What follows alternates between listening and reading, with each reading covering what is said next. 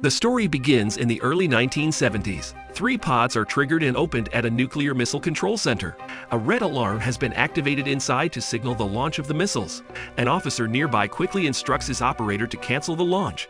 He claims that they are not launching, but that something is dragging them out of their silos.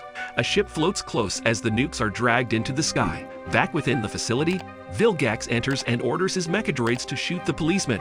He glances around to see if there is anything he can take.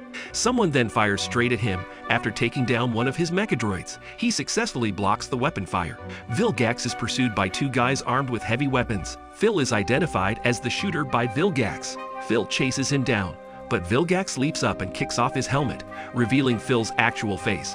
Vilgax threatens the other man in the suit by pointing his rifle at Phil while holding him hostage. Another missile is launched by a nearby mechadroid, and Vilgax informs them that it is destined for one of Earth's cities. Vilgax instructs the guy in the suit to lay down his weapon.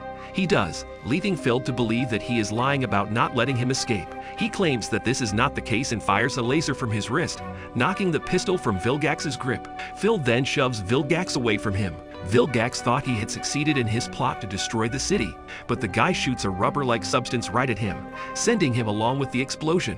The guy takes off his helmet, and Vilgax is enraged at his methods for thwarting his goals. Before launching his flagship, Vilgax yells, "Tennyson." And that guy is none other than Max Tennyson from the past.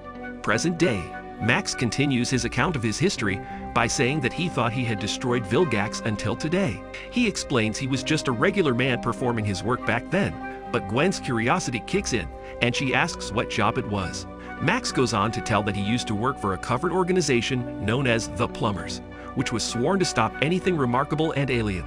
But owing to Vilgax's defeat, there weren't enough significant dangers to keep the Plumbers on Earth. Ben is more interested in Max's history now that he has been with an experienced plumber. Gwen is irritated that Max did not inform them sooner. She believes Ben is a little out of his head. Ben's enthusiasm grows as they pull over to let the cops pass by, and he attempts to change into XLR8, but the Omnitrix transforms him into Ripjaws instead. The gang then drives to a building where a firefighter claims to have seen something. Ripjaws holds up the hose to wet himself as it begins to rain around them. Ripjaws enters the building and shouts out, hoping for a response. An extraterrestrial emerges and growls at Ripjaws, despite the fact that it is minuscule in stature, causing Ripjaws to break out laughing. Ripjaws is knocked aside by a massive boulder thrown by the small alien. The Havoc Beast charges into the fountain and spits water directly at Ripjaws. This merely serves to assist Ripjaws breathe. Gwen asks a cop outside whether he observed a gigantic talking fish about the grounds. Meanwhile, Ripjaws fights the Havoc Beast, and Ripjaws runs into someone wielding a huge gun. The man promises to deal with him later. He is finally knocked over by shelves, but the alien is apprehended by Ripjaws. Ripjaws transforms back into Ben. Max recognizes the man as Phil Billings, an old companion from his time working with the Plumbers. Phil drives them to his car and expresses his delight at seeing his old buddy again. He thinks the people should be thankful he was there to stop the small thing. Ben reacts swiftly, stating that Ripjaws was the one who actually trapped the beast. Ben is silenced by Max before he can say anything further. When Phil invites Max to rejoin the Plumbers, he declines and explains that he is retired. Max bids Phil farewell before Ben attempts to discuss the Omnitrix. Max mentions in the RV that the Omnitrix should be kept hidden. It is preferable that as few individuals as possible are aware of it. Ben should have realized this, yet he keeps going. He insists on re-establishing the Plumbers with Max, Phil, and himself. Max advises Ben not to relive the past. Suddenly, a monitor from the RV's dashboard displays a signal from Phil, in which he says that he requires assistance and that Vulpamancers are on the loose at the meat processing factory. The distress call excites Ben even more. When they get at the facility, they can hear growling coming from within. They meet up with Phil inside and discover the fugitive Vulpamancers. Ben recognizes them as Weldmuts and turns into Weldmut in the hopes of communicating with them. Ben introduces the Omnitrix to Phil during this procedure. Weldmut's plot is quickly derailed when Max reveals that Vulpamancers don't work with anybody, not even their own kind. Weldmut flees to escape being assaulted. He scales hanging ropes to reach a belt that transports meat to a grinder. Wildmutt is pinned down by the Vulpamancer to prevent him from fleeing, but Phil is able to stop the machine before Wildmutt enters the grinder. The group is encircled and imprisoned by the Vulpamancers before they can flee. Phil then pulls out a sonic pitch whistle, which generates sonic waves and compels the Vulpamancers to capitulate. Phil begs Wildmutt's pardon since it affects him as well. One of the Vulpamancers suddenly swipes the gadget. while the other crushes it.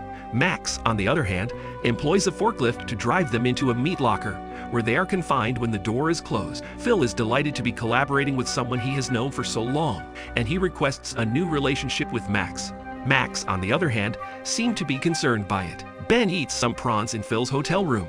Max glances around the home suspiciously, considering how much money it would have cost. Phil then switches the subject and strikes a deal with them in order to re-establish the plumbers. Max wonders how 3 aliens can appear on Earth in the same day, all in the same approximate area of South Dakota. Max's doubts prompt him to go out and conduct further research. Phil, on the other hand, believes Max may know something about what's going on.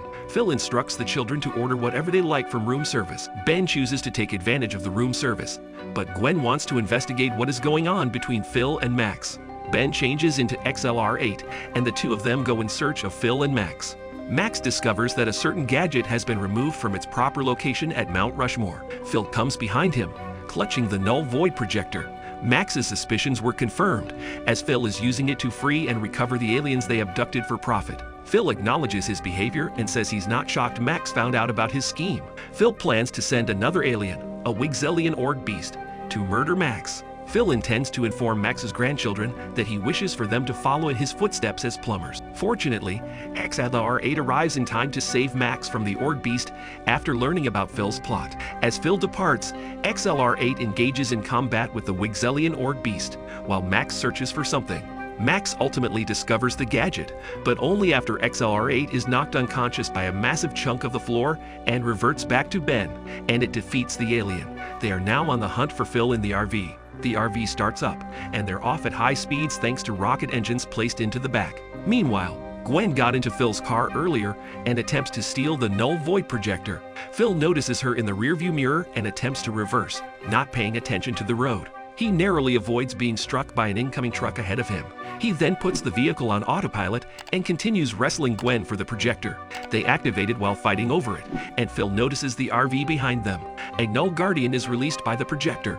Ben tries to stop it by transforming into 4 arms, but the Omnitrix converts him into gray matter instead. Gray matter climbs the Null Guardian's tentacle and clutches the creature's quills, which he uses to control it. He steers it towards Phil's automobile, causing it to smash into a bridge. Phil again insists on gray matter joining him, but gray matter rejects. Phil chooses to catch him in the Null Void instead. Fortunately, Gwen tosses the shattered vehicle mirror at gray matter, who uses it to reflect the beam back on Phil, causing him to be pulled into the Null Void. They utilize the projector to capture the aliens that Phil has released. Max realizes he should have informed them about his employment sooner. They don't appear to be disturbed. They restore the Nullvoid Projector to its hiding place on Mount Rushmore. Gwen brings up Phil, but Max advises that his previous partner be ignored, and they continue on their journey, and the story ends here.